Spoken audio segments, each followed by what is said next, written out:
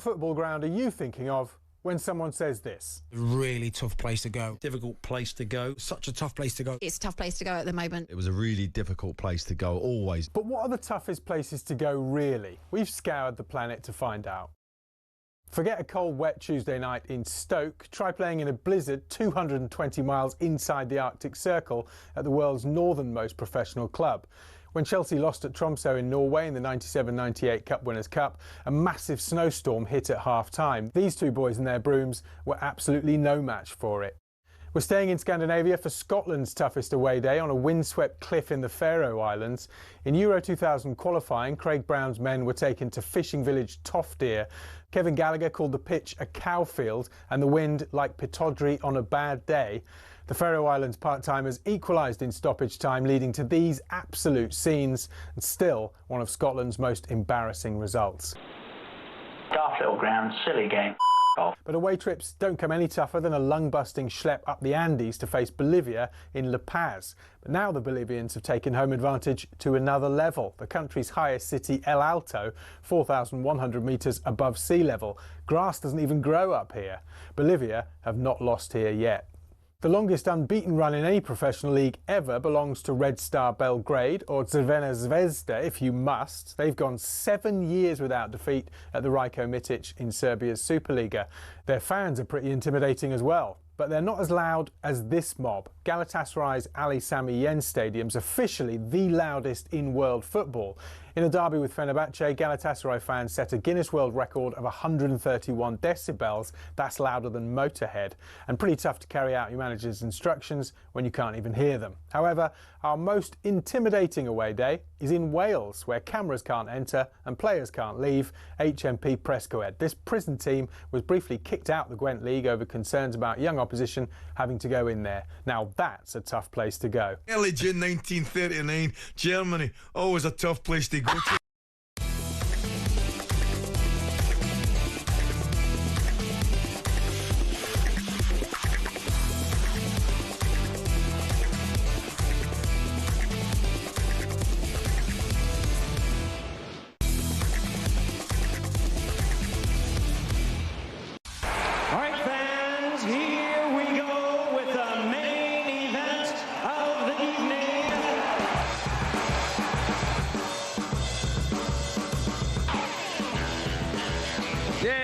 Welcome to the Sports Bar with me, Jamie O'Hara. Alongside me tonight, former Liverpool striker Dean Saunders. Loads to talk about. Big news though, breaking news.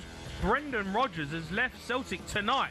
Martin O'Neill and Sean Maloney stepping in their place. Celtic fans want to hear from you. What's happened? 03 717 22 33 44. Big weekend of Premier League action if you're an Arsenal fan. They're flying high.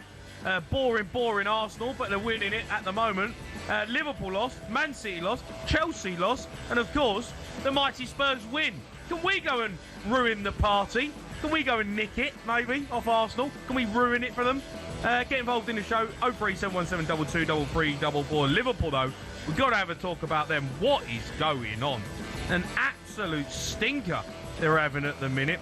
Get involved in the show, can't do it without you. Celtic fans, phone us up. It is breaking news. We want to hear from you. 03717 22 33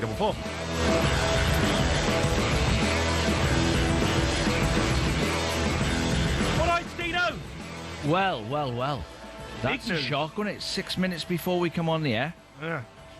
So do you think, do we know whether he's been sacked or has he resigned? He's resigned. Well, he's obviously not got the funds he thought he was going to get. He's not replaced some of the players that left in the summer. It's been building. They got beat by Hearts 3-1. I'll try and get my mate John Hartson on, who's in the know at some point tonight, if he's awake, John. You're going to phone him, he's not going to answer, is he? Well, I'll try in one of the breaks. He's going to, yeah.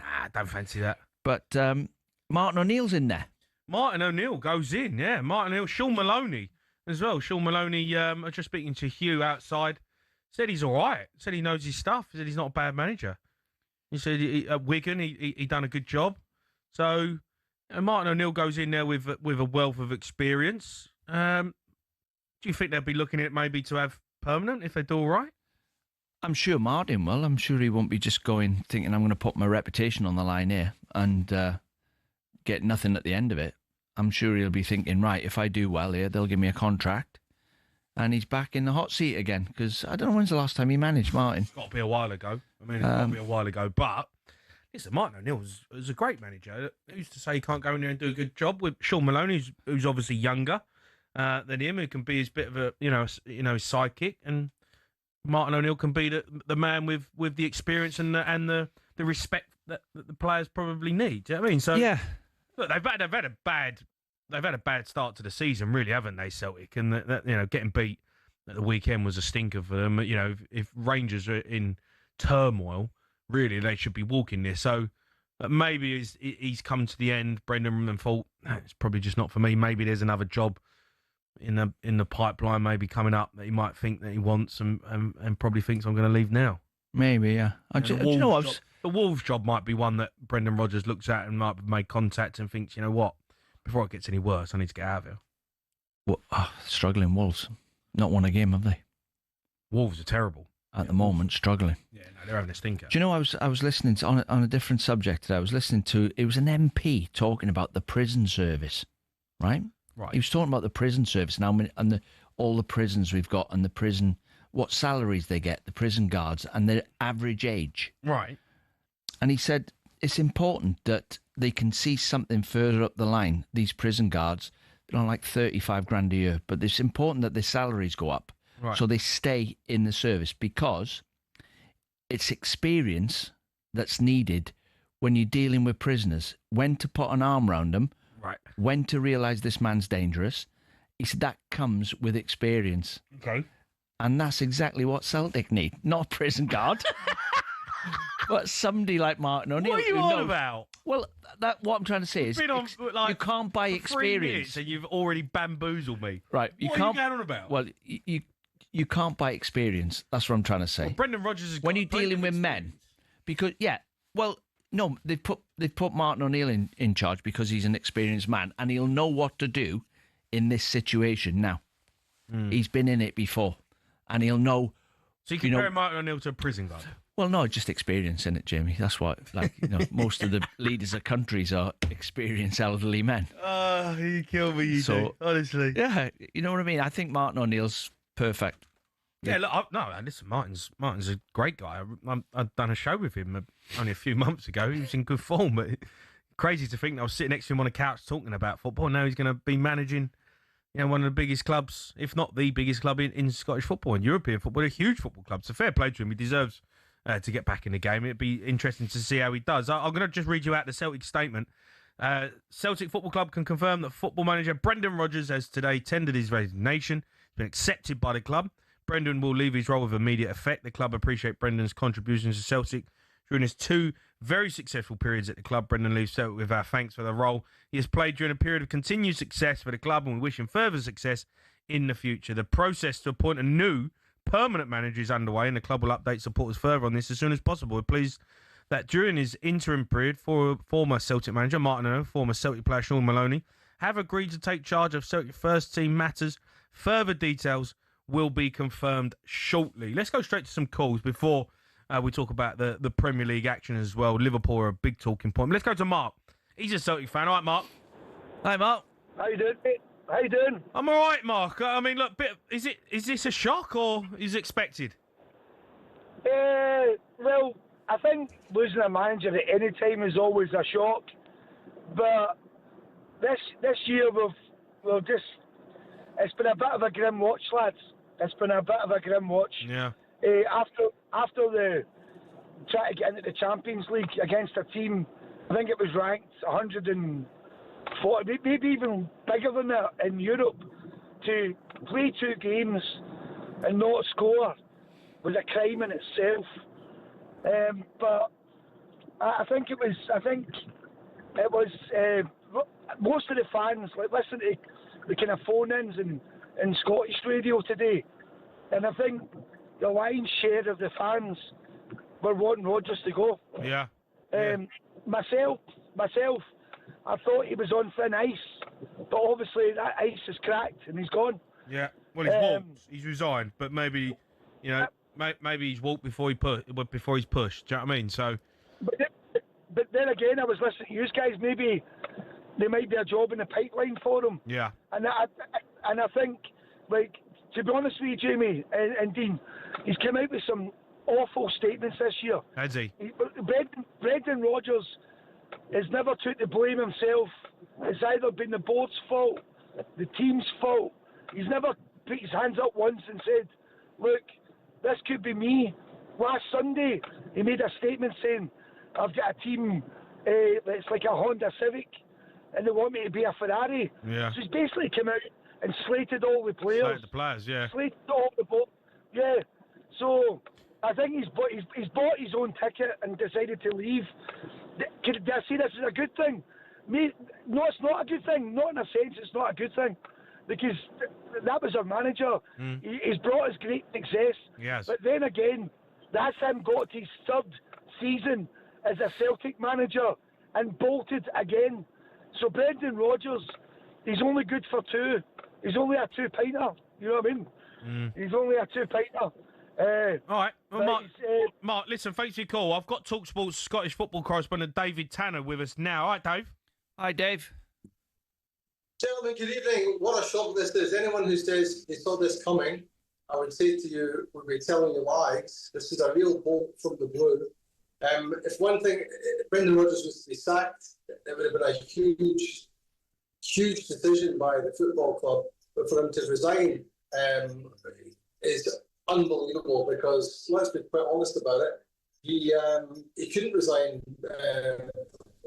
for PR reasons, given that when he resigned previously to take up the Leicester job, his relationship with the Celtic support was fractured. He managed to repair that. So for him to leave voluntarily is quite incredible. He's not going to another job, of course, but this is a bolt from the blue. It's incredible. Dave, what happened in the summer then? Because I'm not 100% sure, but I gather that some players left and he wasn't given the funds to replace them. Yeah, Celtic have been weakened since the start of the year. Kyogo was first to go in January. He was a terrific goal scorer for the football club, and with players that were close to being as good. So other players are showing signs of ageing. Callum McGregor gave up the Scotland team, the captain, and Callum McGregor's been the best player in Scotland for a number of years now. But time is beginning to catch up on him. And this particular calendar year, Celtic have not won a big game. They did terrifically well against Bayern Munich home and away, but they didn't win, didn't go through from that knockout stage in the Champions League. They've not won an Old Firm game since last September. And then there was that incredible defeat in the Scottish Cup to a woeful Aberdeen team in the final, which nobody saw coming. And things have got worse, as one of your recent callers said there. There was the Karat Amati being unable to get a team from Kazakhstan home or away in the qualifiers for the Champions League. They then, of course, dropped into the Europa League, and they got their first win last week. And it looked at that point as though things were beginning to turn for the better for Brendan Rodgers. But losing at Hearts, on the back of losing at Dundee for the first time since the 1980s, shows there is a genuine decline in the squad and in the team.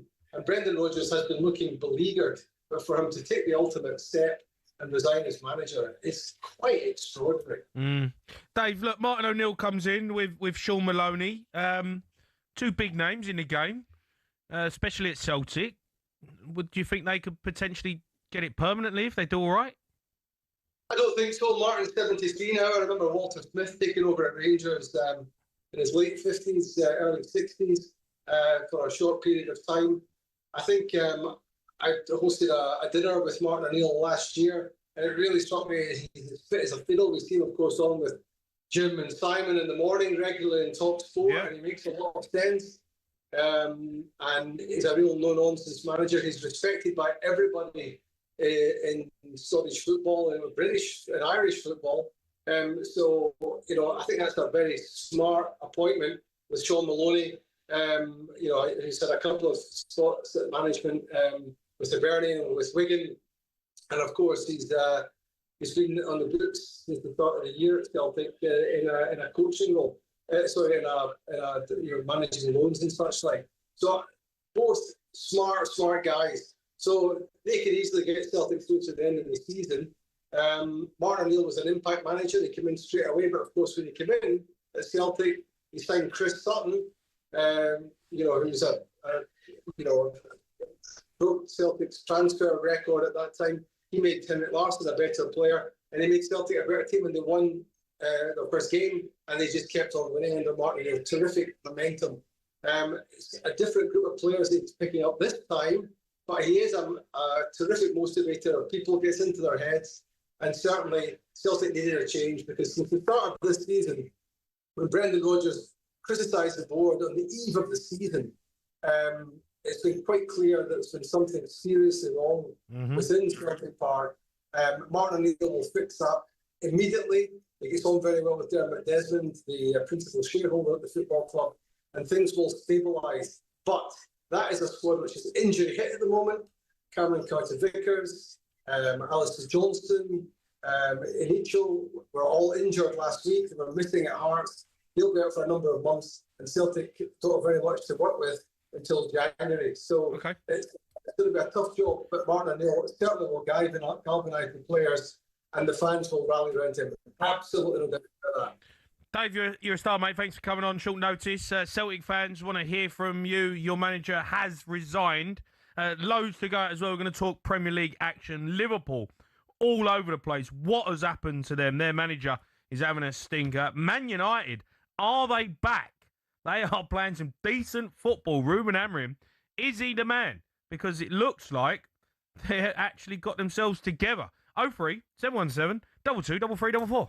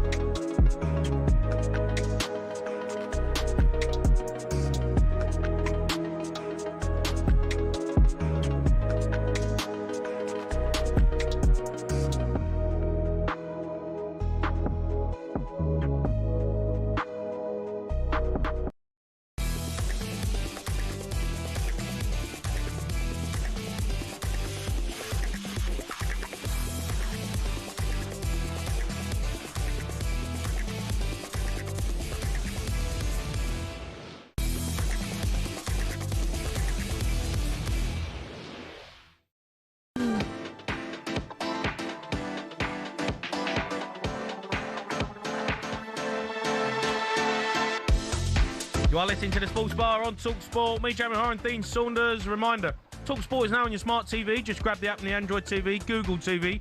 We're even on Prime Video. talkSPORT live on your screen, as well as your speakers. We'll focus on Liverpool, following another shocking display on Saturday night. I wonder if 100% Mo rears his ugly head and phones us up. 03 717 22 33 44. But first, Brendan Rodgers has left Celtic tonight. Martin O'Neill taking over on an interim basis. Martin joined White and Jordan earlier today and said Hearts are real contenders this season.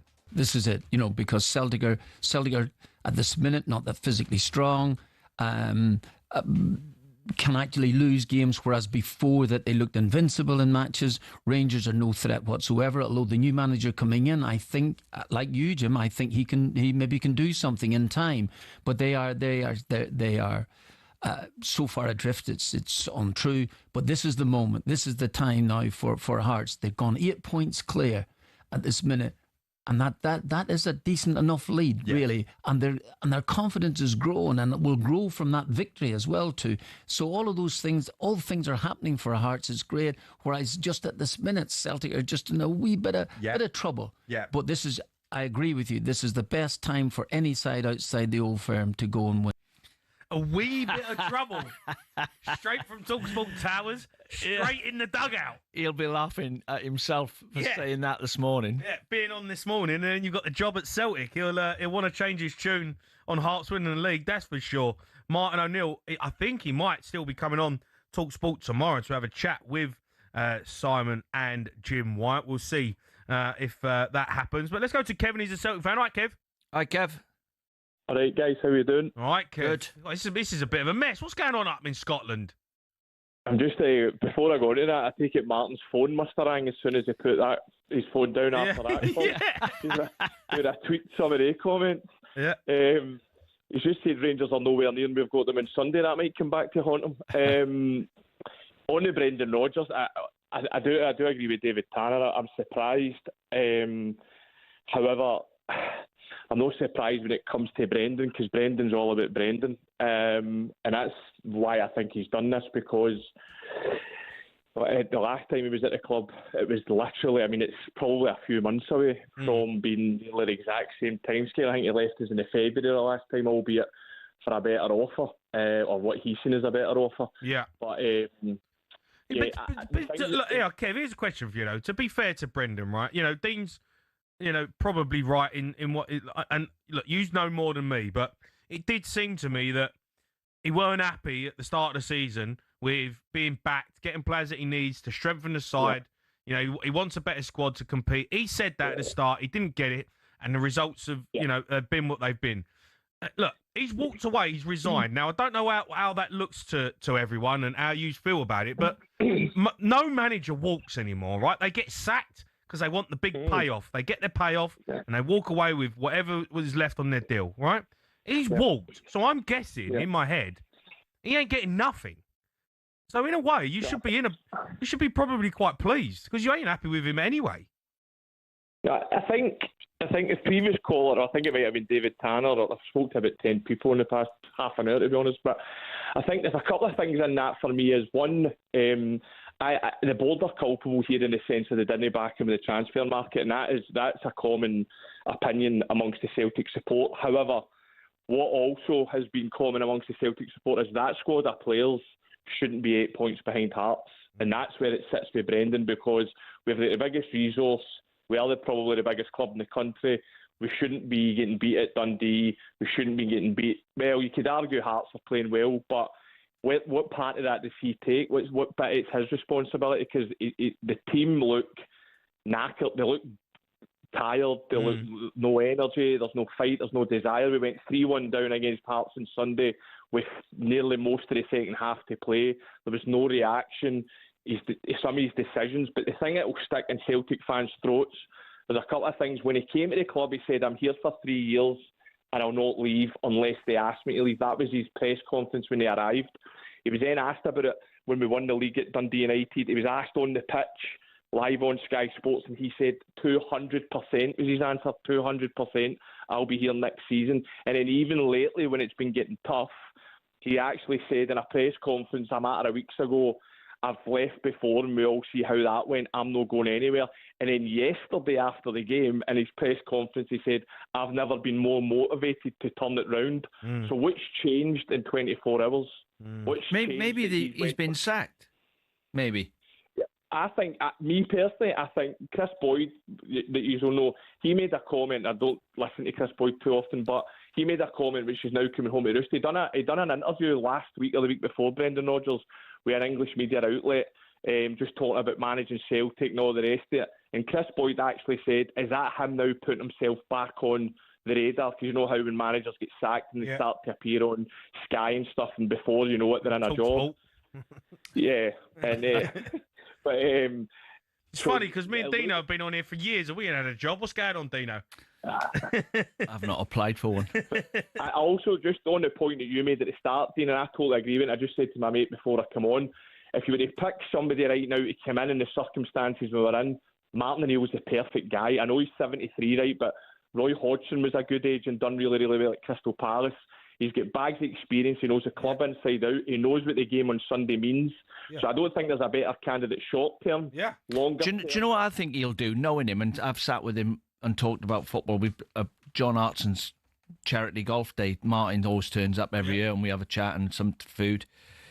If you think about the teams he's managed in the past, he's always had big, strong centre-backs. You know, you think that Celtic team that he had, you know, you had the strikers were all massive. Hartson, Sutton, 6'4". You had Bobo Baldi at the back. Who's the big Scandinavian blonde Viking you had at the back? He's 6'5". But the whole team, you know, Petrov, they're all... So there's no way, talking to him, he'd say, there's no way, most teams throw everything at you in Scotland. They try bullying you to start with. Yeah. So that's the first thing you got to combat. Once you combat that, then you get the ball down and start outplaying them. Yeah. But you've got to have a physical, strong team to be able to cope with what teams throw at you. You're not getting bullied by anyone. I think that's what he'll do. He'll make Celtic a bit stronger, a bit more solid. They might not play as many passes to each other. He might get the ball forward a bit quicker, and he'll make them strong again. Kev, here's a question for you. Big Angie's available. I was just talking to somebody there before I come on. The Ange chat's gathering a wee bit of momentum, but I don't know what your view is on it. I think Ange looks broken. I think Ange needs a rest. I think the guy's took an absolute down. I think, yeah, obviously one you might be a breath of fresh air though, him going back there. No, I was delighted for him. I would take him, Jamie, because of his style and how we played under him. Again, though, just how the squad's sort of been dismantled since he left. I don't know if we'll get the players to play the way he wants, but I don't think Ange will be... I would take Ange, but I would rather do something different. I think Ange just took it. I think he's beaten up at the moment. I think the guy needs a rest, particularly after what happened at Forest. But that's the only other thing I would say about Martin O'Neill. To Dean's point, that team he had in the early 2000s was very, very strong. We don't have that makeup of players in the current Celtic squad. I think what he will do is he'll motivate them. He'll maybe give them a bit of energy, but yeah, it's going to be a long, hard season, I feel. All right. Kev, thanks for your call. We're going to actually get to speak to Alex Crook, our chief football correspondent. He's coming on next to talk about Brendan Rodgers, but I want to hear from Celtic fans. Give us a call. We will do, obviously, Premier League action as well from the weekend, but this is a breaking news story. 03 717 22 3344.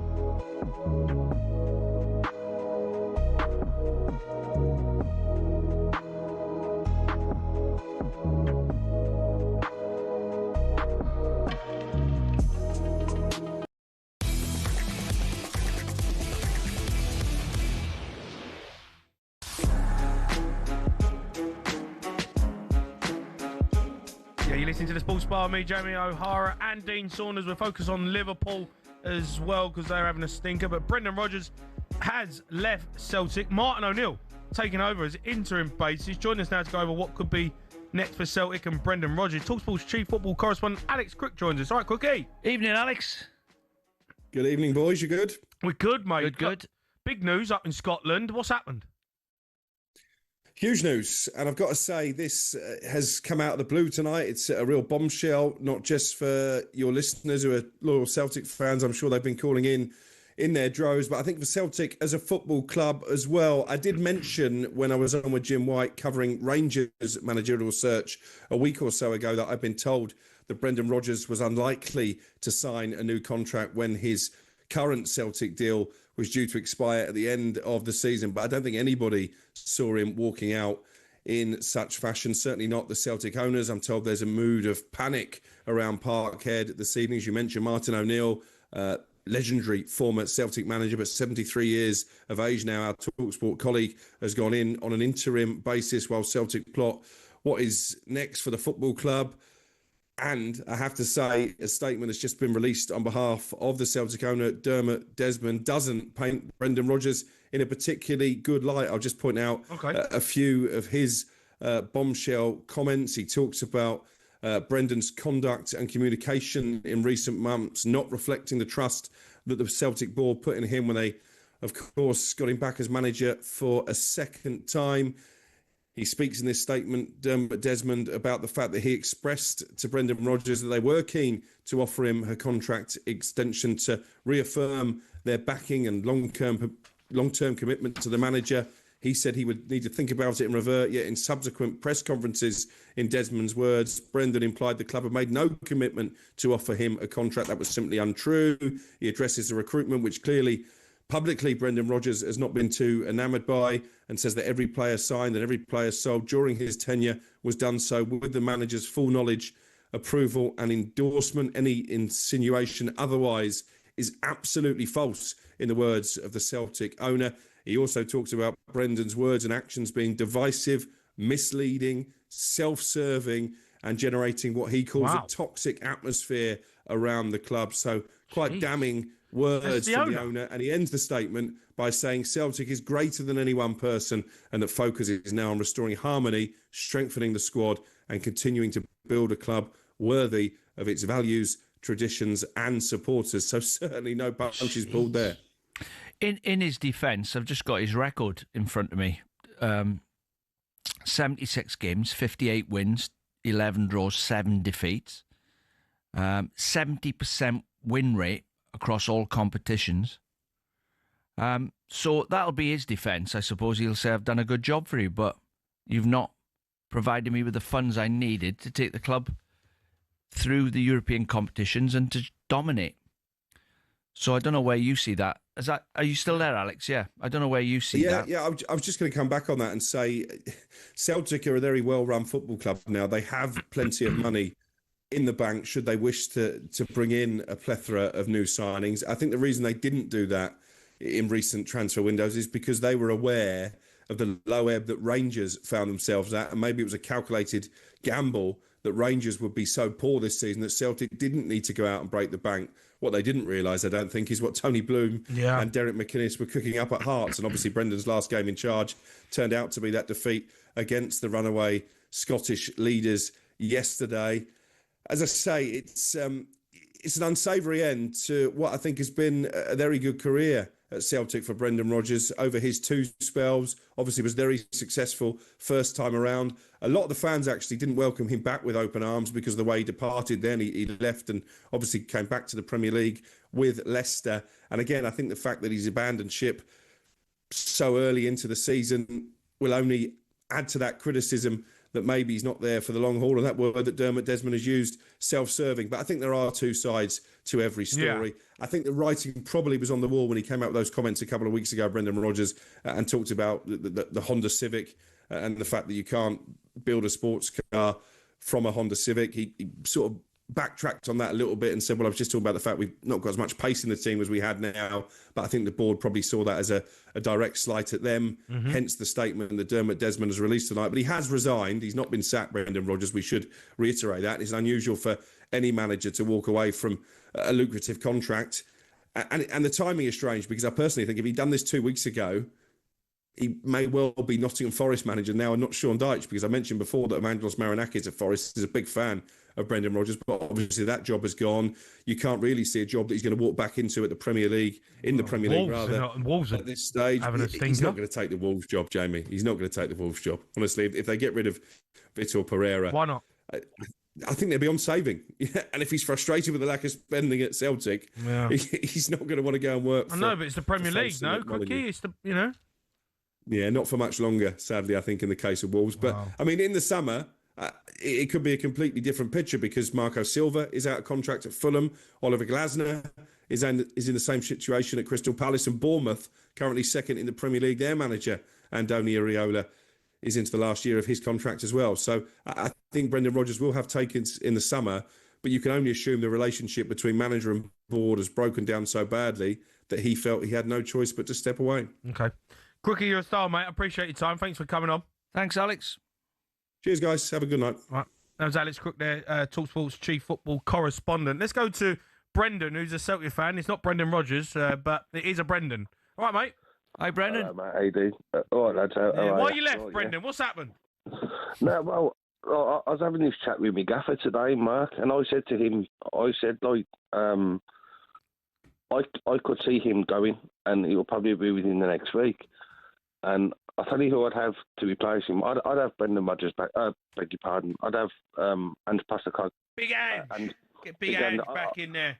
No, I'd have him back there in a heartbeat, and I would. And I mean, I don't know what you pair think or anyone else, but it always struck me that that Rodgers. He always struck me as thinking he was too big for the club. And obviously, hence why he left in the way that he did when he went to Leicester. And I don't know, he just didn't feel like the right fit when he came back. He won a title twice. No, he did, yeah, granted. But at the end of the day, it's the SPL, isn't he? You know what I mean? I know. What do you want him to do? I mean, I'm glad he's gone. I'll be honest with you. I'm glad he's gone. The owner's statement's scathing. Like, I've never actually seen an owner come out like that and say that's ruthless. So many. He's basically saying he's boffed it. Ruthless. He said he's boffed it off this season, isn't he? He just but there's two sides to every story. So Brendan will have an argument as well. I don't think the owners are blameless in this one, because, I think your previous caller, I think Crookie alluded to it there. There doesn't seem to be the appetite. At the end of the day, Celtic the ownership of Celtic seemed to be coasting it, thinking, well, yeah, we can invest a minimal amount. We know we're going to sell out home and away wherever we go. We're going to sell millions in merchandise. We're going to sell tickets wherever we go. We can invest a minimum amount, and still expect to coast it. And you can't do it. And Hearts were good for the win yesterday. Who's to blame there, though? I mean, if that's what you're thinking, if that's what they have thought, whether that's true or not, if that looks like the case, well, then Brendan's in his right to say, I'm resigning. I ain't having this. You ain't back me. Just because Rangers are rubbish, don't mean that we can do the minimum and expect to win. I absolutely agree, but he wasn't the right fit in the first place. He wasn't. And what I would suggest now, get O'Neill into the end of the season with Maloney, steady pair of hands, give Ange the break that he needs, get Ange back in next season, rescue Kyogo from his Blues nightmare, jobs are good, and we'll piss the league next season. Look, Ange's done an unbelievable job there, didn't it? I mean... And he'll do it again. He will. And he'll come back in the blaze of glory. Bring Kyogo back next season. Get you out back in. Rescue him from that Blues nonsense. Get him straight back down there. How different is the squad, Brendan, from Ange's? I'm guessing it's completely different side. Square pegs round holes time. Square pegs round holes. And that's exactly what it is like, but... I'm just looking again at his record. Do you know in 2 years he's only lost 7 games? Yeah, I know. In 2 years. Yeah, no, but this season is 70% win record. They're 8 points behind Hearts. Yeah, at the moment, it's whether Hearts can keep it up. Celtic have got better players than Hearts, haven't they? They'll get on a run at some point. But it's an unusual club to manage because every game's a cup final in Scotland. They just wait. The teams they're playing against wait for the Celtic are in town, and they go for it. So if you're not up for it, the battle, you can get turned over. Well, I think if the manager's not up for it as well, that's gonna filter into the players as well, and it looks like that's what's happened, right? Yeah, I just think, obviously, I think he's got fed up and he said, right, I can't take you any further than this. I've done all right, but I can't take you any further. All right, Brendan, thanks for your call. Keep them coming in, Celtic fans. 03717 22 3344. We are going to turn our attention to the weekend's Premier League action. Liverpool get beat again, having an absolute stinker. Man United, they win. Chelsea get beat. Tottenham win. Man City, they get beat. And Arsenal, they win 1-0 again. Another clean sheet. What is going on? Absolute joke, this is. They're going to win it. Villa are winning. Who cares about Villa? 03717 22 3344.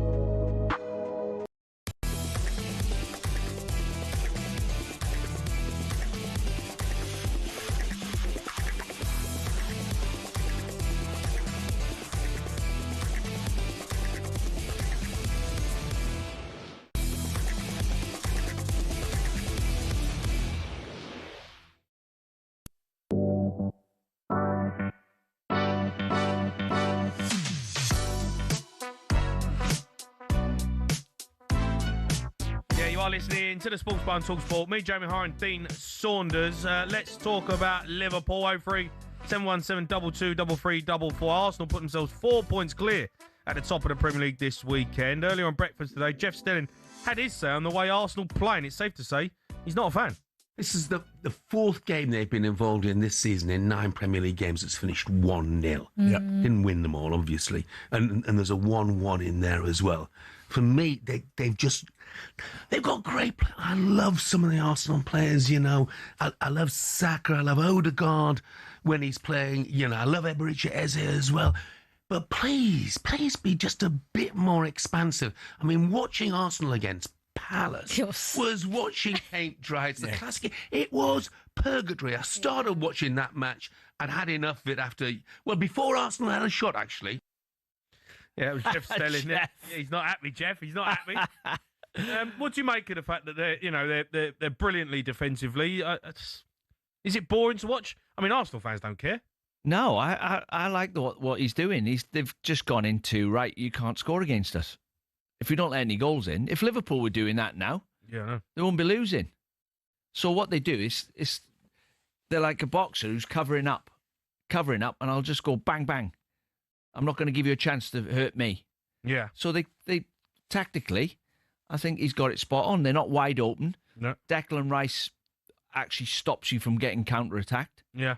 Because of his defensive mind that he's got, stands in the right place at the right time. Yeah. And if I was Arteta, I'd be thinking, well, I've got so much ammunition here. All I've got to do is stop the ball going in our net.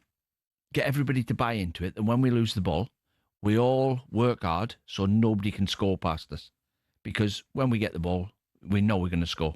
We know we've got players who can...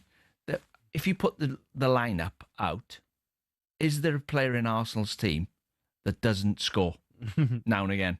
No, probably. All of them. Yeah. You know, and they've got centre forward now as well, so they're looking good. I thought that at the start of the season, you know. This is a 5-year project he's been on. Say 5-year project. He's been building. And then we all realised he needed a centre forward, and it might be the missing link. Yeah. He's got one now. Yeah. Let's go to Adam. He's an Arsenal fan. All right, Ad? Hi, Adam. Hi, guys. All right? Yeah. You going to win it all? Oh, do you know what, guys? This might sound really, really, really weird. But it's a dull watch, isn't it? I mean, I like the fact we're winning, but it's really boring. I mean, it's really boring. Yeah, you are boring. I mean, but do you care? I actually do care. I mean, definitely miss Odegaard because he has drive and he goes forward. But God, it's pedestrian. It's mechanical. I don't know. We've lost in winning games now. We've lost something special. I don't know. I'd rather not lose, obviously. But here's a question for you, Ed. I hear you. I do. And everyone wants to watch good football, right? But you're winning football matches. You're top of the league by 4 points. No one can score against you. You know, you've got a resilience in the side. You know, all it's about is winning the Premier League, right? That's all that really matters for you. Who cares how you do it? Do you know what, Jamie? I'm a bit of a purist. I do kind of care how we do it, mate, a bit. We used to play lovely football, and now it's really. Played lovely football against Atletico Madrid the other day in the second half. Oh yeah. It took us a while, and they capitulated. But everyone plays a low block, Ad. Everyone plays a low block. Everyone. They park 10 men behind the ball against you. Do you know how hard that is to break down? I understand that, but it's still, it's sideways. I mean, God, for the first 20 minutes in most games, the defenders have the ball more than anybody else. And I don't understand why he's not playing Martinelli in front of Trossard. I just do not get that. I know there's just something missing on the entertainment value. Yeah, but the opposition sometimes don't get in a basketball match with you.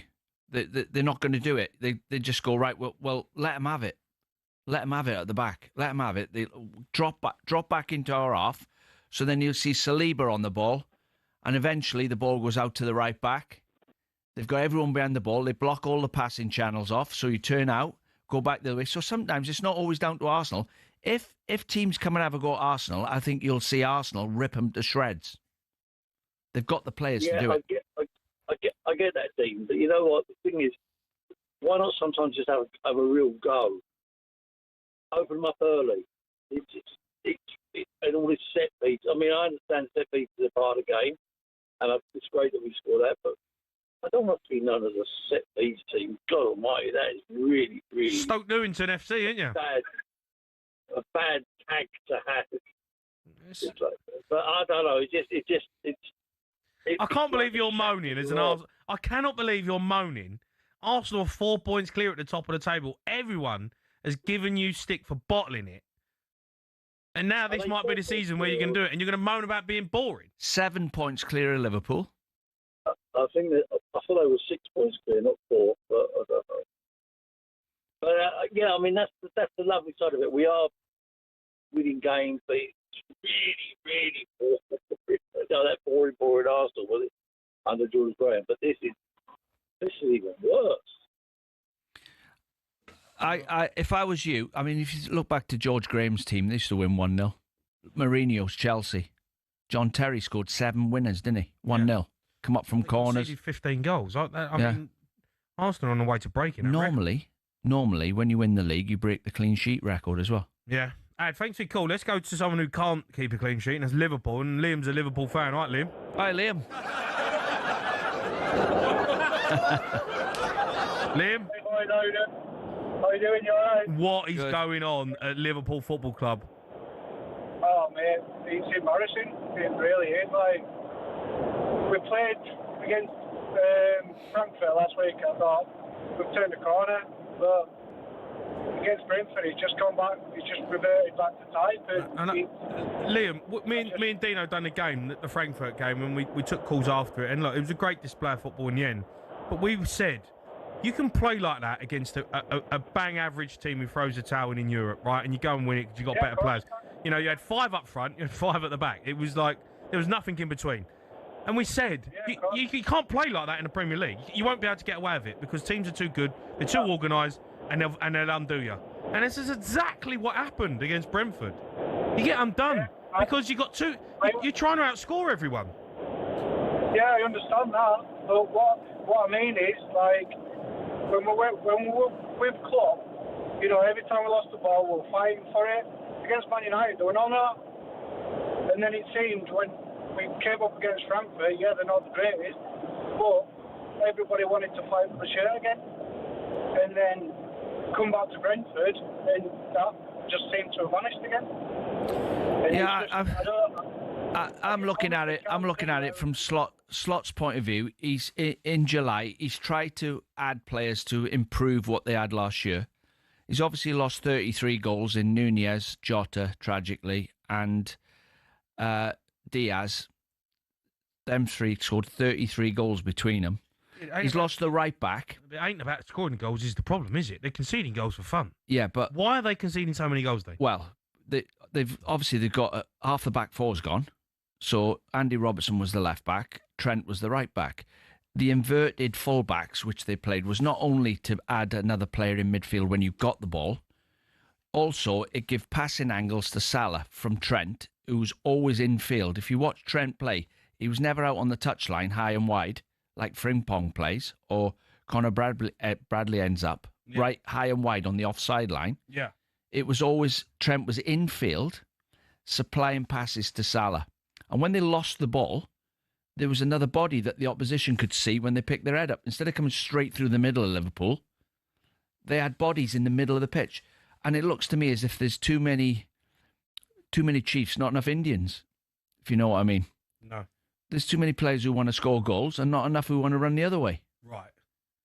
And get the ball back. They haven't got enough players on the pitch. There's too many players ahead of the ball when they're losing it. Right. When they're giving the ball away. They're trying to thread it into verts. And they've, if you look at a lot of the goals they've conceded, they've given the ball away, one pass. Canate and Van Dijk are stranded on the halfway line on their own with no fullbacks. Canate's got to be better. I mean, that goal they conceded a weekend, what's Canate doing? He gives up in the end, but I get why he gives up because you don't want to get sent off. But he's miles off it. He's 5 yards. He gives him 5 yards. It's a great ball. And take nothing away from the pass. I don't know who played it for Brentford. It was a great ball. Canate can't get done there. There's a massive hole in the middle of the pitch. Well, let me just go through it. Harvey Elliott, Kelleher, Jota, Diaz, Nunez, Trent, Andy Robertson's not playing, Alisson's injured. But that lot there, and Quansah, I wouldn't have sold any of them. I wouldn't have let any of them go. They're all good for the either for the starting lineup or they all played their part. Yeah. I wouldn't have let any of them go. But there's been that many changes. He's trying to fit them all into the team. Yeah. And it was Frankfurt. We sat there for 20 minutes. It was like, go on then. You can have an attack against us. If you score, we'll score 3 or 4. And across their back line, Frankfurt, there was Gakpo, Ekitike, Isaac, Salah, Frimpong early on was on the offside line. Yeah. They had 6 players, Wirtz, all ahead of the ball. And when the opposition stop you scoring, they're going to break through the middle of you. Yeah. No fullbacks. No, they're having a nightmare. Kirkes is struggling. Look, I don't know how true this is, but there's a lot of fans on the internet at the moment who are not having Arne Slot. They want him out. Get rid of him. No, he signed. It's easy after the event. We all thought in July, he'd made some really great signings, didn't we? They've lost Jota, obviously. They've lost Nunez and Diaz. So to replace them 3, they're like world-class players, 3 of them. So because you pay massive transfer fees, you think it's an upgrade, whoever you buy. Yeah. But we can see Wirtz is a good player. He's struggling at the minute. You can see Ekitike is a good player. He's doing well. Isaac can't get going through injury or just lack of fitness. Can't get going. Gakpo could have scored 5 against Man United, but has done all right. All right. Salah's been struggling, but scored a worldie. Hopefully that'll change for him.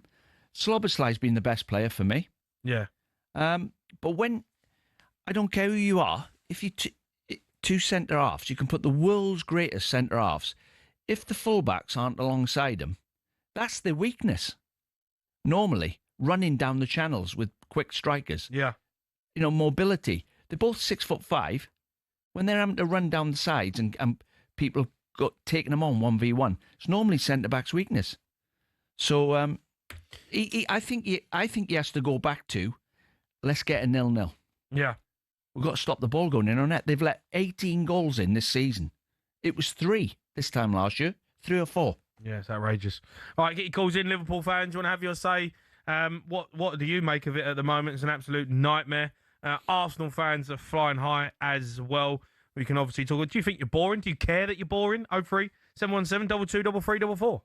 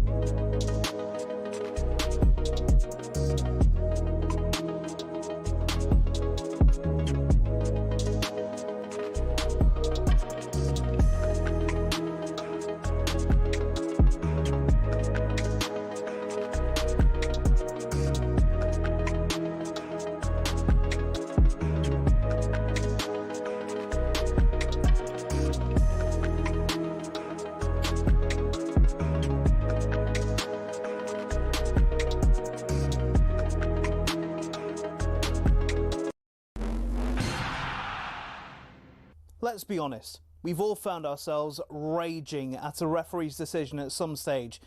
This feel familiar? That is an absolutely shocking decision. They've got a case in that it was a bad decision. It's such a poor decision. Yeah, I think he's just made a bad decision in that instance. But what does it take to get to the very top of football refereeing? Every referee starts with their county FA. It's a simple training course and you can take it as soon as you hit your 14th birthday.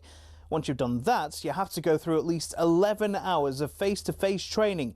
You'll then graduate as a Level 7 official, which means you can take charge of county-level games. But hold your horses, there's still a long way to go to get to the Premier League. Your next step is to spend a year each at Levels 6, 5 and 4. This covers the top of the amateur game. Only at Level 3 do you start doing Northern Counties or Isthmian League level games, for example. If you've done this all quickly, you can reach Level 2 and ref your first National League match after, I don't know, 6 years? After getting enough experience at that level, you can apply to be a referee in the EFL. There's an interview, people watching you do games, and then, if the EFL are happy, you'll be granted a Level 1 licence to ref in games in League 2 and above. Now, they don't just say on you go to the Premier League, you have to work your way up through the divisions. Only after years of hard work and refereeing on cold Tuesday nights in Stoke can you be considered to do matches in some of Europe's very best stadiums. Now, who was the youngest to reach the very top? It was actually Michael Oliver. He refed his first Premier League match in 2010 at the tender age of just 25. So if you want to follow in his footsteps, crack on. It'll only take you roughly a decade, thousands of hours of work and an incredibly thick skin. In total, there are 37,000 registered referees across England, but the PGMOL has only deemed 21 good enough for the top flight. That means there's not even a 1 in 1,000 chance you'll even make it in. Obviously, referees can make mistakes, but when you think about it, having a go at them is kind of like slating a brain surgeon.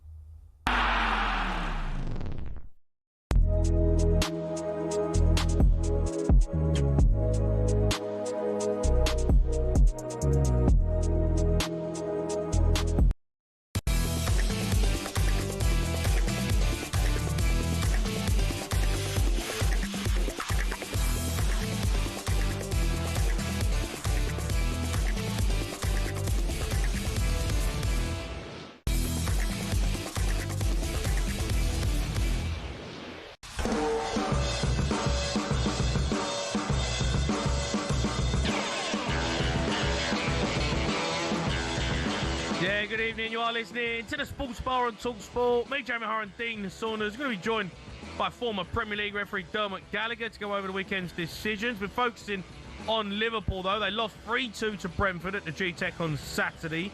It's losing their fourth Premier League match on the bounce, which is outrageous when you think about it. After the match, manager Arne Slot said his side couldn't compete physically with Brentford. No, you also have to look at the other team. It's one of their strengths, of course. Big, strong, physical players. It's always helpful if you're 1-0 up, 2-0 up, 3-1 up. The fans are behind you. It gives you even extra energy. So yeah, I can come up with some other things, but I don't want to do that because that would sound as excuses. So there's no excuses for us to play here the way we did. Mainly large parts of the second half, because normally when we are 3-1 down, we are able to take the game in our hand and push them back and then create, but that's not what I saw in the second half. Yeah, Arne Slot speaking after the game, was not happy with the way they compete in a minute. What did you make of the goals they conceded? Well, the first goal, I'd be saying to him, I don't care what football you play, how good we play, how many quality moves we have, how many chances we create. If you can't defend a long throw, we're in big trouble, and it goes for all of them in the Premier League now, because obviously everyone's lobbing it into the box, aren't they? Throw-ins, yeah, and it'll take another. It's another phase. The playing out from the back phase is dying off. This is another phase that takes them a year to work out, and it makes you wonder if they've taught centre backs to play out from the back and forgot to tell them they've got to head the ball out the box. That's why you're there, 6'6", 6'5". No, but you'd expect Canarte and Van Dijk to be able to do that. Well, I'd be in the dressing room afterwards. I would be saying to the pair of them, tell me how somebody gets in a header before you two. 6'5", 6'6". That's what you're there for, to defend long throws. If you head the first ball out of your box, whether it's a corner or a long throw, you've got a 70% less chance of conceding a goal. That's the official stats. If you get the first touch when it comes in your box. Now, obviously, the second touch is the most dangerous one, where Kirkes has got the winger. Yeah. And you'd go over that in training as well. I would go over that with the fullback in training. You've got to expect Van Dijk and Canate to lose this header. Now, where's it going to go? Yeah. You've always got to expect them to lose the header. Now, if you touch tight with your man, because bearing in mind, if it goes to your man, it can hit him in the face and go in. He's that close to goal, where he is. Yeah. It hasn't got to be a good finish. If he gets inside you, you're going to have to... It's a crime if he gets inside you, because then you can just bundle it in the net from where he was. Yeah. To be fair to Kirkes, he's got him, and the ball's been flicked behind the winger, who's hooked his leg round it, volley. So he was tied to him, but the ball's gone perfect for the winger, really, to hook it in. But I would be saying to Van Dijk and Canate, from now on, you can't lose that header. Who's going to beat you in the... Tell me why you've not won the header. Yeah. Get everybody out of your way and say, I'm going to go and attack the ball. It's causing so I've many got to win that first header. Long throws and set pieces causing so many problems. I feel like the Premier League's forgotten how to defend them. Because they've been so obsessed with playing decent football, and everyone wants to play like Pep Guardiola over the last 5 years, that I think people have forgotten what actually it is to defend a set piece. Well, yeah, and I'm not saying I knew it would happen, but it is an obvious cycle that's going to happen. People are starting to work out now. See these two defenders playing for whoever it is. They're good footballers, but you start hitting long balls over the top of them, they can't edit. They can't actually edit. They make mistakes when the ball's hit on top of them. Put them under pressure. Find a weakness. Yeah, if you make them defend. We'll see if they can... You get a flick on, you're in. Simplest way of scoring. Yeah. People are cottoning onto it, but you've got to be able to... you've got to be organised enough that you can't concede rubbish goals out of nothing. Remember John Beck, the manager? Used to be at Cambridge. John Beck. I mean, that's a rogue one, Dean. Well, he was doing this. John Beck at Cambridge? He was doing... He'd actually play for throw-ins. Right. And do what teams are doing now. So he would actually tell the fullbacks to hit the ball down the side. It's only Pulis used to do nearly going out of play. Yeah. When you pick the ball up on the halfway line, throw it down the line again, along the line. So it goes... I don't think the Premier League's that bag, but what... It's getting there. It's getting there, and then they're going to throw them balls into the box again. Second balls. Someone covers the penalty spot. Someone covers the back post. Bellingham got one. And then also, teams, if you watch closely, they're conceding from the second phase. Yeah, second phase. Yeah. So when you head it out, the thrower retrieves the ball that you've just headed out, keeps it in play, one touch, cross round the back post. Half the defenders are running out and half of them are still in there. Yeah. So they're scoring from that as well. Yeah, no, it's crazy what's happening this season. Let's go to Moaning Mo. He's a Liverpool fan. Right, Moaning? Hi, Mo. Not good. Moaning, what's happening? Yeah. What's going on? I've actually written a letter for Arne Slot, if I can read it out. Go on in. Let's hear it. Dear Arne, get out. You're expired. No more second chances. We've given you enough. What you have done to our club is inexplicable. Completely unforgivable, Arne. You've spent £500 million for what? What for? Every single penny down the sewage drain. I'm sick and tired of you. Get back to Feyenoord. I'll pack your bags for you. Bored of you, mate. Don't know why you're laughing. Don't know why you're Premier League winner. Music. Won the league last season. Everyone loved him. Don't care, mate. Spent £500 million. For what? 7th in the league.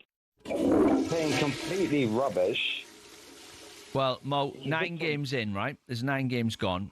They didn't lose for the first 5, so they've had a bit of a bad patch. Oh yeah, thanks for saying that, mate. If it goes on any longer, did you not watch that? How much longer? Which one? Sorry. What does any longer mean? Well, if the results keep going this way, he won't survive. If the results keep going this way, they should sack him tonight. They should have sacked him after that game. They should sack him tonight. We can't keep giving him chances. He's going to continue to lose. He spent £500 million. What are you on about? You give him far too much credit. Well, He was riding regardless off of how team. much money he spent, a lot of players left. This is a new team. He spent £500 million to build this apparent Galacticos, and they haven't worked. They haven't worked. Salah is washed, completely done. They should sell him. Van Dijk is completely finished. I don't know what he does. He's completely finished. Matt Canate. Canate should have been sold a year ago. There's not many people deserve to be in that squad. I'd be a better defender than Van Dijk currently. He's completely and utterly rubbish. Have you not watched him? Well, Mo, at the start of the season, when they asked me who they thought were going to win the league, who I thought was going to win the league, I said Arsenal because of this reason. I thought Liverpool have got too many new players. I don't think you said that. I don't think you said that. I said that. Honestly, we'll dig it out. I did. All right, I thought there's no way you're gonna. Anyone can say what you just said, but I said it. But moaning. Yeah, go on. Like, you got to have to just deal with it.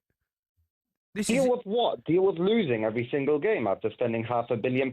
Yeah, but you've got to find a way. You've got to find a way of getting this team to play well together. Yeah, by sacking the manager, thanks. That's the way. He's just won the league. I think you should go and start all the singing off. He's bottled it this season. He's not going to finish top 4, by the way. I've said this before. I don't think he's even going to finish top 6. I do not see him finishing the Europa League spots either. Season's over. Actually, Mo, when you look at the games, is it 5 defeats they've had now? When you look at the games they've lost, they're going to lose 8 or 9. They're going to lose 8 or 9. But you know the 5 games they've lost. If you actually looked at it from the start of the season, you'd have thought that's quite a good run of fixtures there, and they got beat by Palace, Brentford. Yeah, thanks the manager.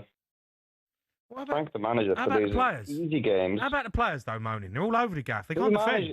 You can't blame. The issue is you're blaming all the players, but you can't blame all the players and not blame the person that's managing them. It's a manager issue. It's not a player issue. Last season, Mo, right? Liverpool were hard to beat. They were solid. They were strong at the back. People were moaning, saying that you were too defensive. Now this season, they've gone attacking, and now everyone hates it. Now everyone hates it. Yeah, because this genius, inverted commas, bought his team, and now he's flopped. When he was riding off Klopp's team, he was doing quite well. But that wasn't credit to him, really. Let's be real here. I think it's teething problems. Me? Yeah, sack him, thanks. We agree. No, I think it's teething problems. I think they're quality players, and eventually, if he doesn't get sacked, eventually they'll all knit together. Can't be talking and even having a discussion about Arne Slot getting sacked. Mo can. No, but Mo just coming out with garbage. You can't sack a manager who's just won the Premier League because they've lost a few games and they've brought a new team in and they're trying to fit this team and gel them together. It ain't great, don't get me wrong, but you don't sack the manager. Mo would. Oh, he's gone. Moni's put the phone down. He's not happy. He's not happy with you trying to defend him. What? Come on. Would you say Arne Slot? Not a chance. Exactly. Because football changes quickly. You win 2 games, completely different picture. It's crazy, mate. Well, like Mo Salah. Hopefully now. Spurs are third, and we ain't even played well. I'm watching us, and I'm like, we're all right. We're nothing special. Liverpool haven't really played well all season, have they? No. With the way they can play. But they're conceding goals. That's the difference. Yeah. Arsenal wide open. Great, not conceding. Spurs ain't been great, but we ain't conceding that many. Empty in the middle midfield, Liverpool, every week. And obviously, Gravenberch is injured, so he'll be back soon. McAllister's not played well. Szoboszlai, I think, he's a manager's dream, him. Just plays where he's told. Right back, played in 3 different positions the other night. Yeah, I know, but Arnie needs to stop doing that, though. He needs to stop doing that. I think that's causing problems. Well, it will cause a problem when the right back's And I think fit. Robertson should be the first name on the team sheet as their fullback every week. Am I missing something with Andy Robertson? I don't know why they keep playing Kirkes. He's not ready to play for Liverpool. He's not ready to have that step up. It's too big of a job for him. Andy Robertson, for me, tried and tested at the highest level against the best players. Yeah, I know. Tried and tested one of the best left backs in the world. Yeah. One of them. Not saying he's the best. Yeah, no, I agree. And I don't get what the problem is with him. I don't know. I think he's. I'm guessing that they started to think that his legs are gone. And they've lost Tsimikas. Yeah, I know. He's gone as well, isn't he? Yeah, Tsimikas is gone, but Kirkhouse should have been the replacement for Tsimikas. Robertson should be starting because he knows the club. He knows what they're about. He knows Van Dijk. He knows Kanate. He knows when to defend. He knows when to go forward. Kirkhouse, rabbit in the headlights, just runs forward 24/7, constantly out of defensive duties. I was worried in the Charity Shield final when he kept following the winger in field. Yeah. Look, we'll keep taking calls in this. Liverpool fans can have your say. Arsenal fans, get involved in the show. You won again.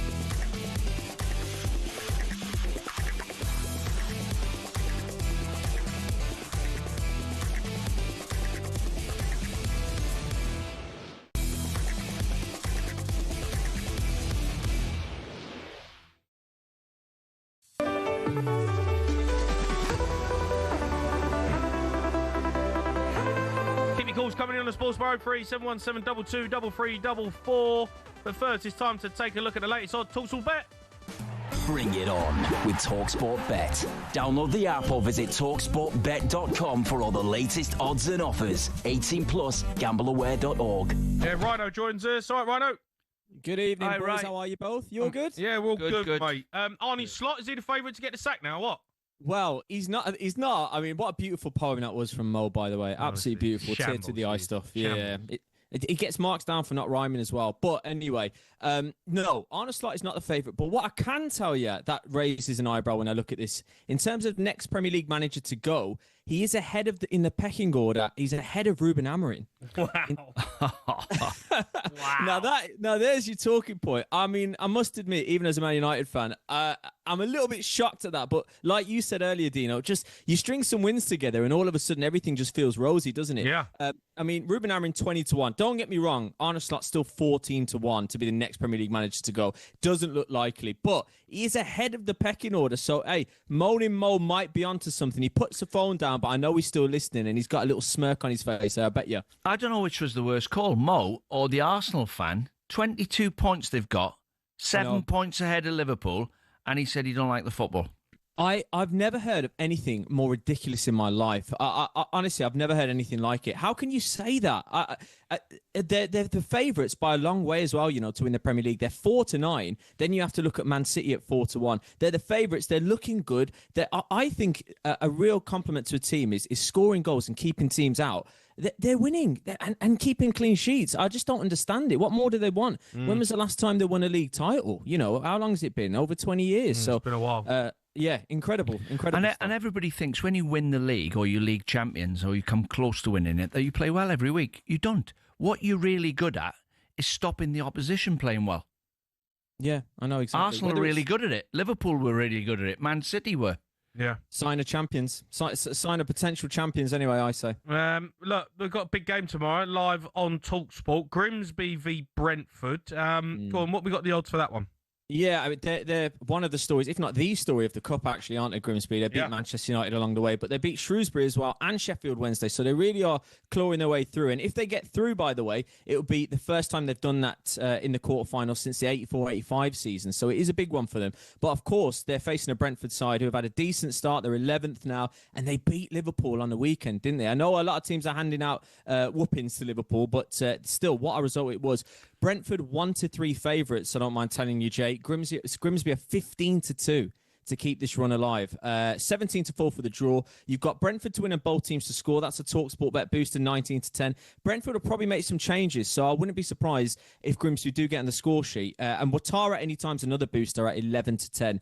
So I'm quite enjoying that. But yeah, Brentford, big favourites as you'd expect. Well, Grimsby, obviously a dangerous team. They've obviously beaten a few. They've got the belief.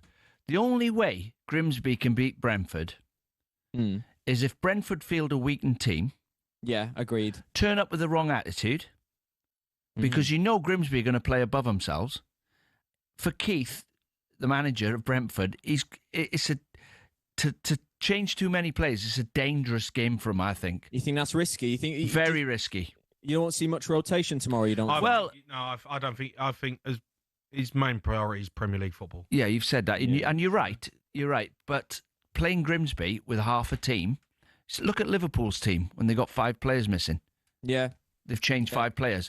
Once you have an unsettled team, but I would say there could be an upset there.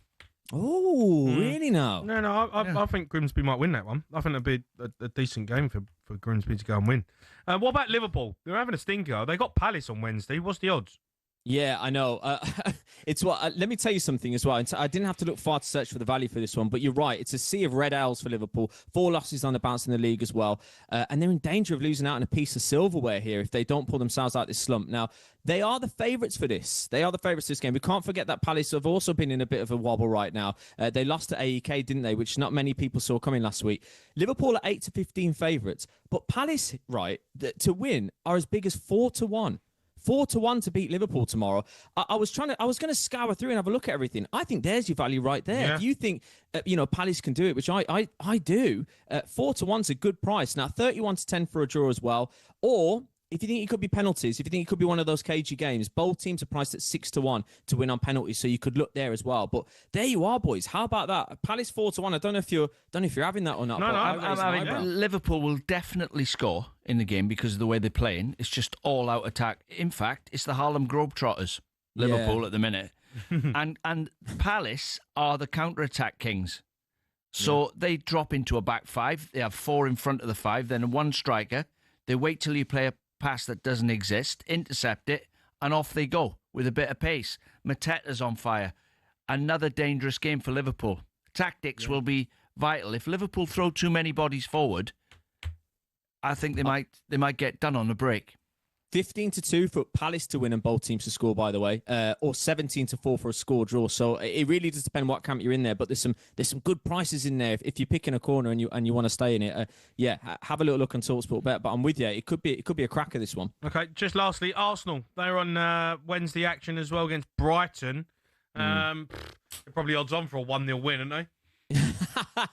Good shout. Well, I'll tell you what, they're favourites at 4-9. Brighton find themselves at 5-1. Again, they might feel a little bit hard done by there, but they're just so hard to score against Arsenal, and that is what it is. They haven't won this trophy though, Arsenal, since 1993. I didn't know that until I was fact checking this, which is a bit wild. And the draw here is on at 16-5. Now, Arsenal to win and both teams to score is a booster at 85-40. I'm gonna say, I'm not looking at that. Eze to have 2 shots on target. That's another booster. I quite like that, 11-4.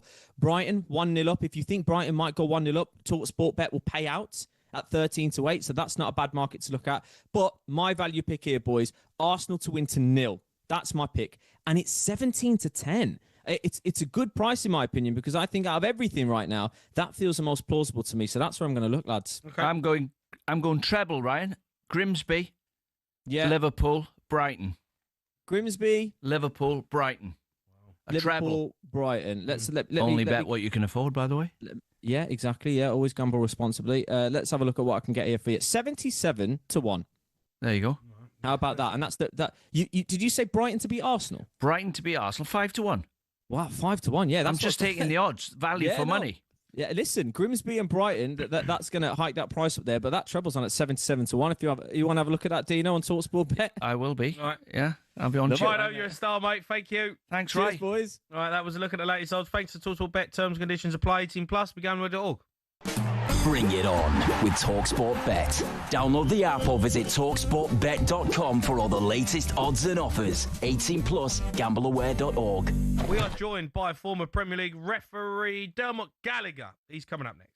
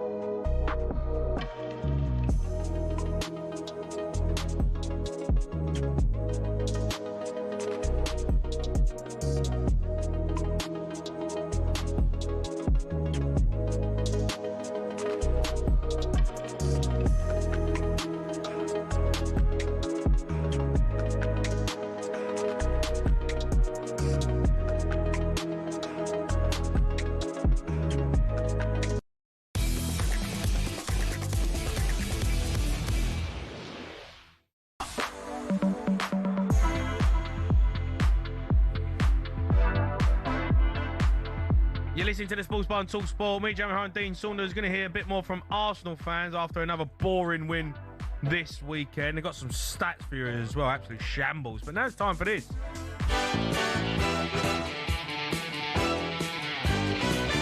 Dermot O'Query!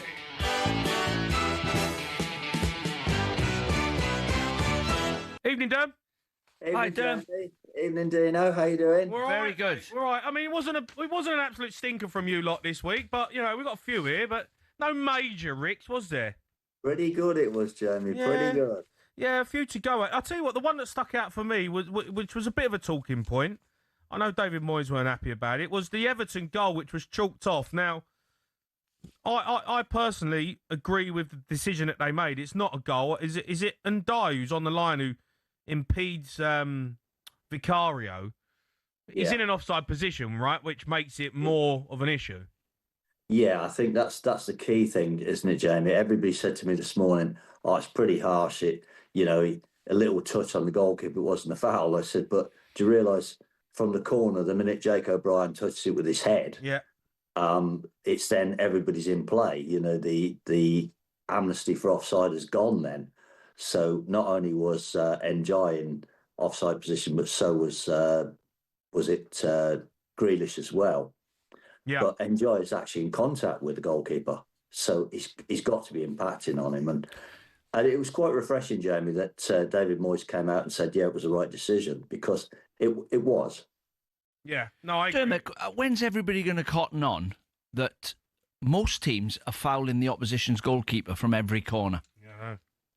Well, it's interesting, Dino. If you think back to your day and when I refereed, the biggest criticism from the forwards was the goalkeeper gets an easy ride. You know, he gets protected left, right, and centre. I think now we've seen challenges on goalkeepers this year. When I say challenges, fair challenges. You've seen the Manchester United goalkeeper earlier in the season against Fulham, goal was given. We see that one was given with Van der Ven yesterday. I've seen a few of them.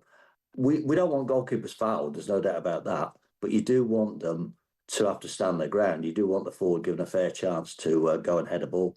Well, when you think back, Kevin Nolan used to stick his backside into the goal. He didn't use his top half. He was really clever. He should just back into him. But Arsenal, and I know I'll get a bit of stick for just pointing Arsenal out, Arsenal plan to foul the goalkeeper every single corner. Spurs did it at the weekend, Van der Ven. We done it. We backed into the keeper. It's a plan. It is, yeah. You put it in the right area. You know, keepers now, their attributes are to play football from the back. That is their key attribute now, is can you play out from the back? So the problem is set pieces now are a massive problem for goalies. You put it in the right area, they ain't got the protection that they used to have from referees.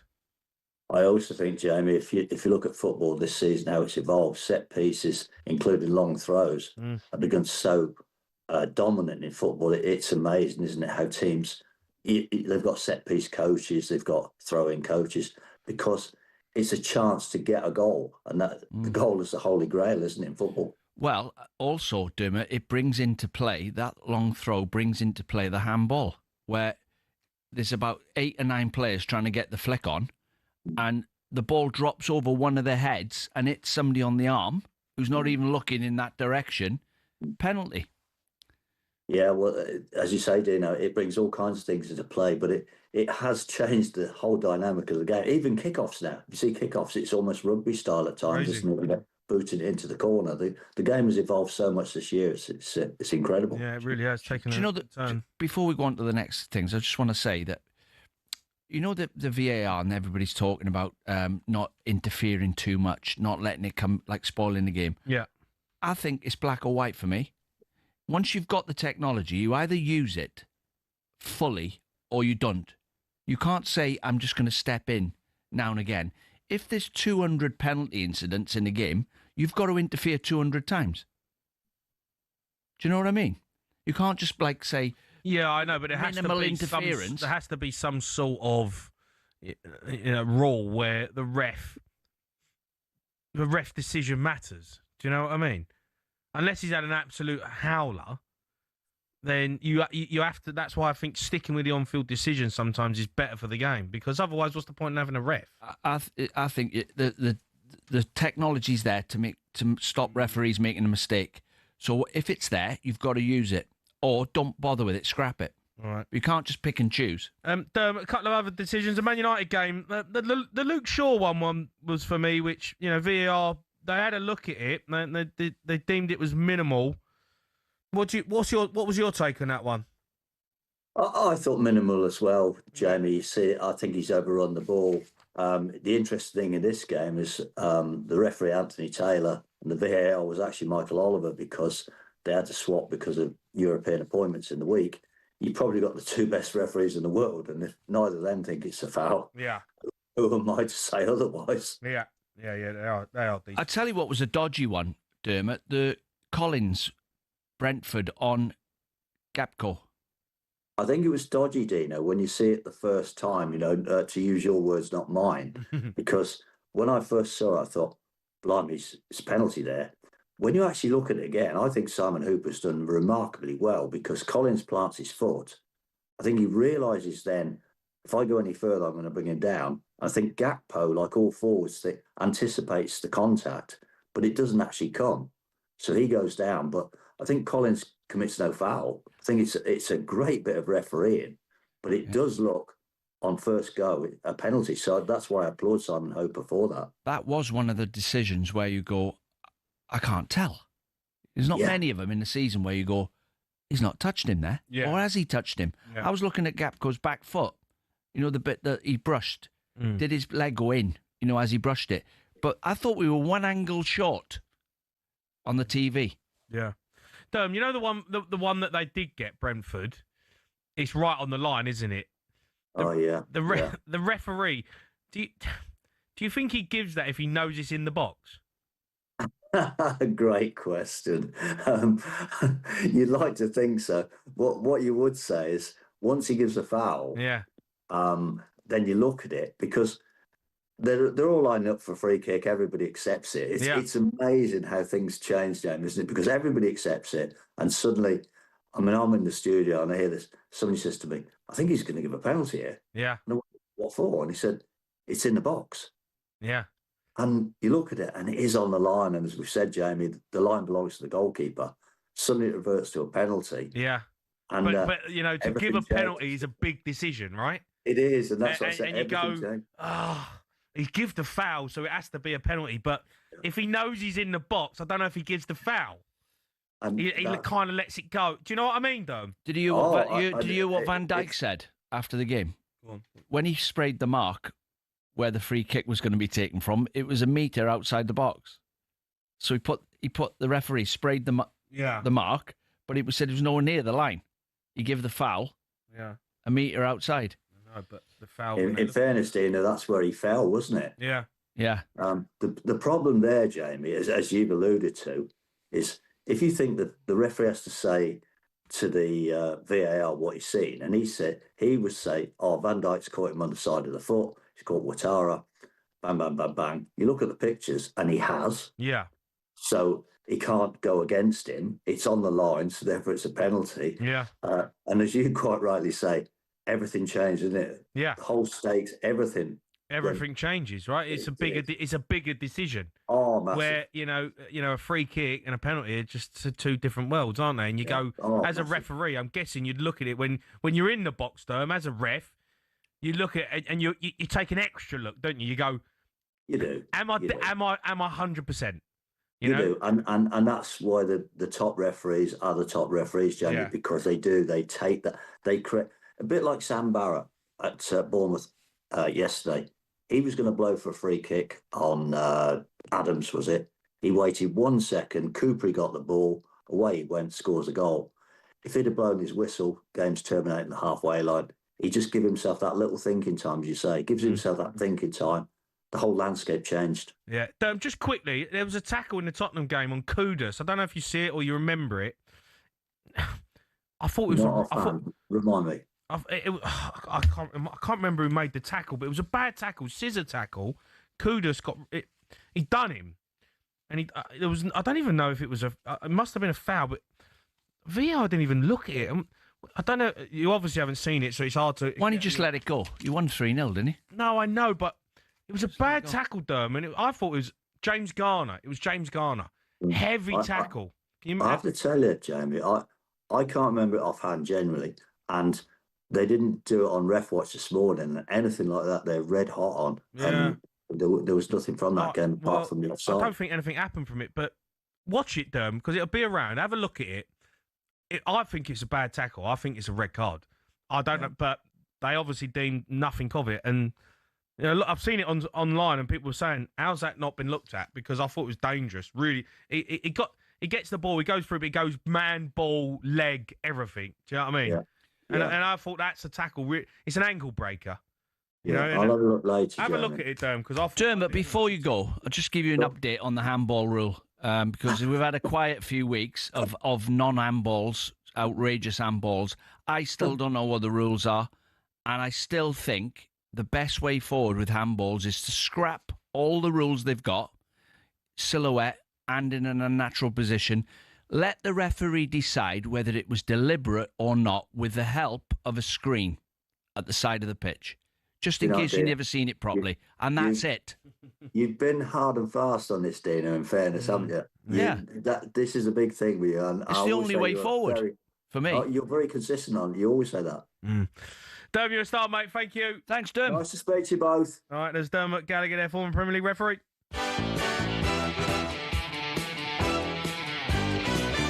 Dermot O'Query.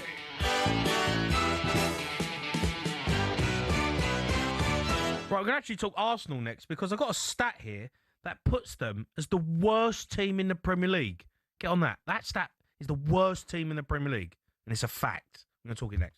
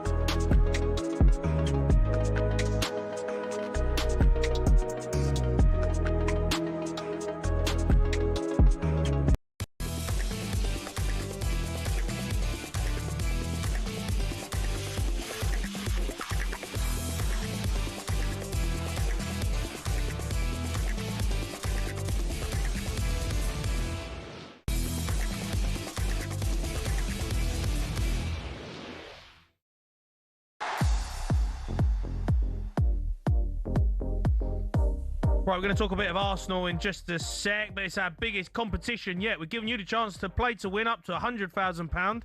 It's TalkSport's biggest cash prize ever, 100 grand, completely tax-free if you're a lucky winner. The excitement doesn't stop there. You'll also be coming to TalkSport Towers on Thursday, the 13th of November, to play for that life-changing cash prize. Here's how to enter. 18 plus UK excluding Northern Ireland. For a chance to win, text the word cash to 83338 and you're in the draw. Text costs £2 plus one standard network rate message. You must have the bill payer's permission, or you can enter for free by calling 0330 880 3338. All entries must be received by the 6th of November at 4 p.m. This is a TalkSport limited promotion run on TalkSport, Talk and Virgin Radio UK stations. Full terms and conditions at talksport.com. Right, let's go to an Arsenal fan. Mem's phoned us up. Right, Mem? Hi, Mem. Jamie, hi, Dino. You How's good? everyone? Yeah, look, how are you feeling at the moment? Everyone's saying you're boring to watch, but do you care? Wonderful. I can't feel any better regarding football. Wonderful. Top of the league, Mem. 22 points, flying. What more do you want? Exactly. I mean, I'm baffled by that Arsenal fan before who's moaning about not being any good, but I don't get what good is. I thought good was when you finish the game, you win. And the bonus would be not conceding. Yeah, no, look, you are winning, and fair play to you, you're winning, but you are boring to watch, and that's fine. I wouldn't care if Tottenham were top of the league. I wouldn't care. Boring for whom, though? Boring for who? Well, for Arsenal fans. Really? They're saying you're boring. I've enjoyed every minute of it. So I think everyone paints the odd idiot Arsenal fan with the same brush. Do you know what as well, Mem? I don't think Arsenal, big statement I'm going to make here, I don't think Arsenal have got one average player. They're all good. I think, the worst player we've got in our squad is a 7 out of 10. Yeah, at the moment. Here's a stat for you, Mem, and you can take this how you want, but this is fact. All right? Arsenal are the worst team in the league from percentage of goals from open play. You are 20th. Rubbish. 20th in the table. You're the worst team in the league from goals from open play. So if you take your set pieces away, which you are which you're first in, right? You're first in the league from set pieces. You're the worst team in the league from scoring goals in open play.